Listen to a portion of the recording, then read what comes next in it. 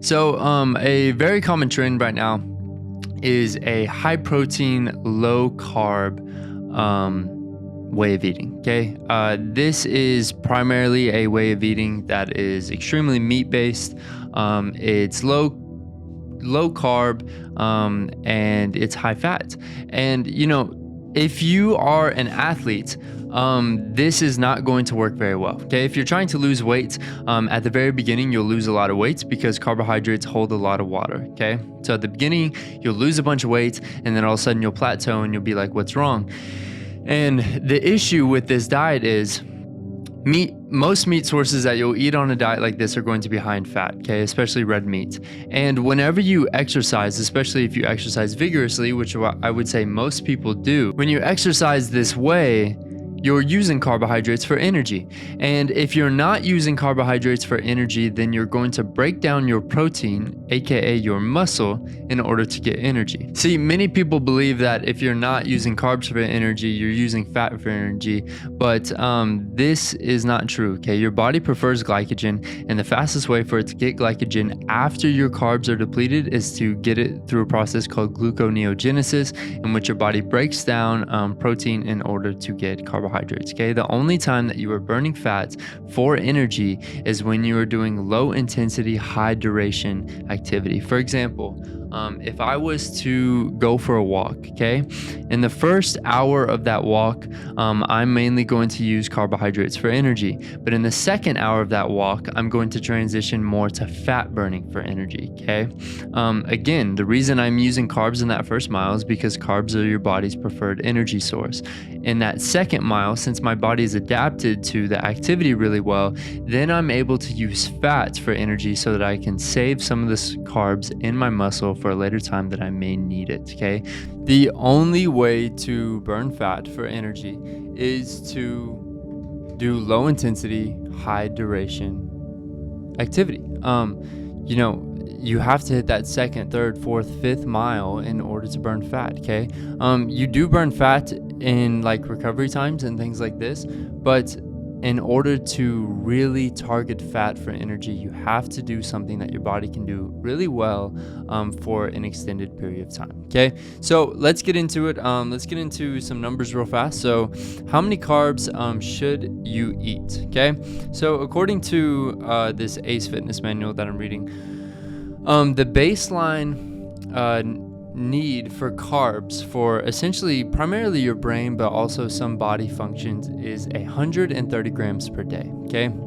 So 130 grams of carbs per day is what your brain and your body need to function properly, okay? Your brain's really only energy source, unless you're in a ketogenic state, which is extremely hard to get into, and most people that think they are actually not. But unless you're in a ketogenic state, you need at least 130 grams of carbs per day, okay?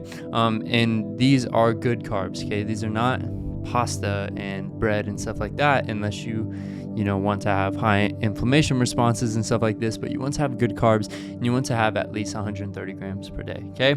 On top of this, your carb storage, actually we'll talk about that in a minute, but on top of that, you want to calculate your active burn along with that, as well as your resting metabolic rate, okay? Most of the carbs that you burn, most of the energy you burn throughout the day will be carbs, okay? If you're sedentary, you'll tap into fat storage after an extended period of time, but most of the carbs that you burn throughout the day are going to be, most of the energy is going to be from carbohydrates, okay? This textbook recommends that 45 to 65% of your total calories be from carbohydrates, and that you should have 3 to 5 grams per pound of body weight, okay? Now, look, a lot of people hear that, and they're like, man, that's a ton. If I weigh 100 pounds and I have 5 grams per pound of body weight, that's 500 grams of carbs per day, right? And look, this is the recommendation for people that are burning energy, okay? If you're sitting around all day, if you're a sedentary lifestyle, which I really highly recommend that you don't, but if you don't do anything to burn calories all day, obviously you don't need 5 grams per pound of body weight. And whenever you do body weight, you should do preferred body weight, okay? If you're, a 5'5" girl and you weigh 200 pounds, well, you should base your carbohydrate intake not off the 200 pounds, but rather the ideal body weight that you want to be at. Say, 130, 140, 150, something like that, right? And so, obviously, if you're sedentary all day, you don't need 5 grams per pound of body weight. But if you are working out, let's say, 4, 5, 6 times per week, you need to have 3 to 5 grams per pound of body weight, or else you will tap into protein for energy during your workouts. Okay, it's that simple. You need to have your carbohydrate fuel tank full, which I'll get into that in a moment. And how you do that is you have a diet of 3 to 5 grams per pound of body weight. Okay, at the lowest. So I'm going to use me as an example. I currently weigh 190 pounds. So at the minimum, 190 times 3 is going to be roughly, let's just round up and say I weigh 200. That's going to be 600 grams of carbs per day. Okay, that's a lot of carbs. All right, I am on the lower end of carbohydrate intake. One thing that I want to add real fast is I do believe the timing of the carbs that you eat is way more important than, how many carbs you eat. Okay, if you have 500, 400, 300, 200, a bunch of carbs for breakfast, you're going to gain fat. If you have a bunch of carbs at one time, you're going to gain fat. I'm very precise with when I eat my food and for what reason. And I'm on the lower end of carbohydrate intake. I probably have roughly 500 or 600 grams of carbs per day. Okay, with carbs being 4 calories per gram, this would be roughly 2,400 calories that I'm getting from carbohydrates. That's not very many.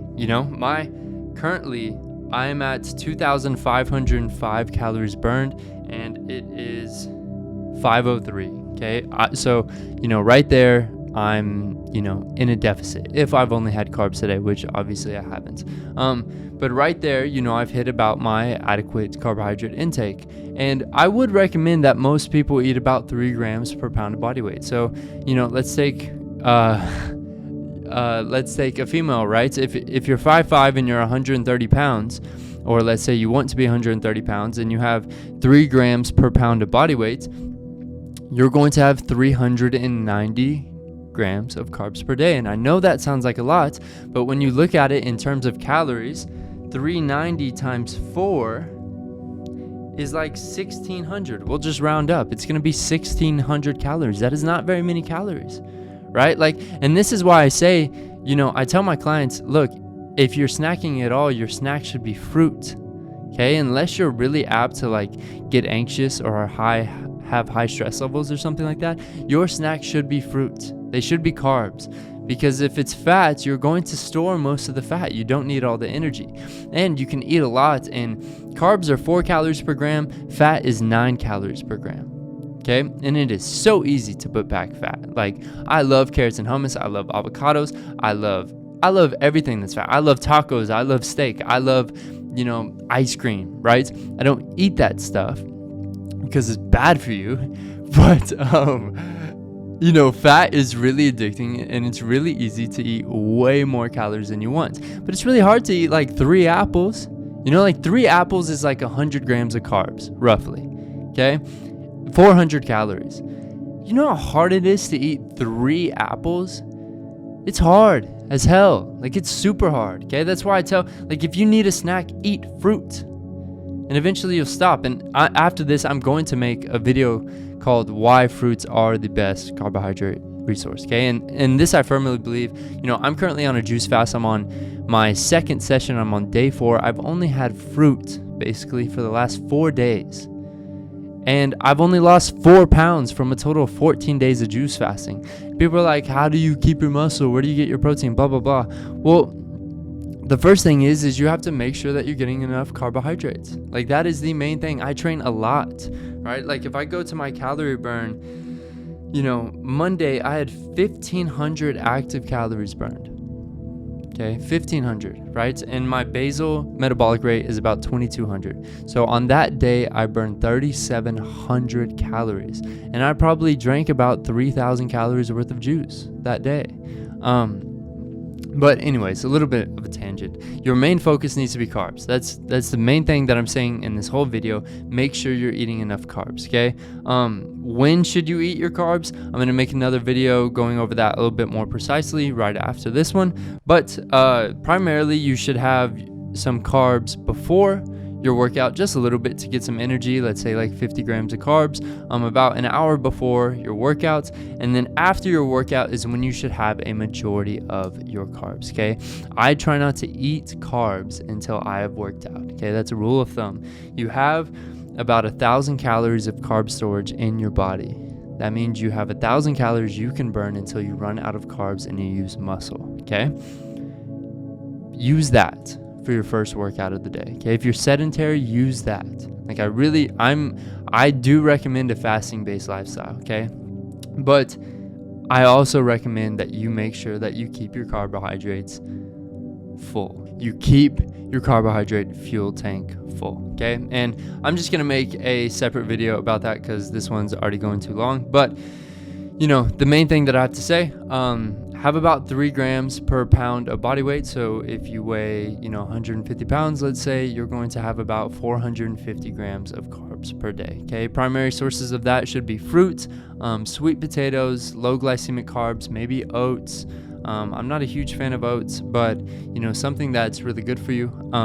I recommend juice. I'm recommend real juice, not store-bought juice, juicer juice. And I recommend most of this after your workout. Okay, so make sure you're getting enough carbs, 3 grams per pound of body weight. And if you have to do a low carb diet, you have to get at least 130 grams of carbs for your brain. Okay, unless you plan on doing keto, you need 130 grams of carbs per day. That's it. Okay, all right, that's the video.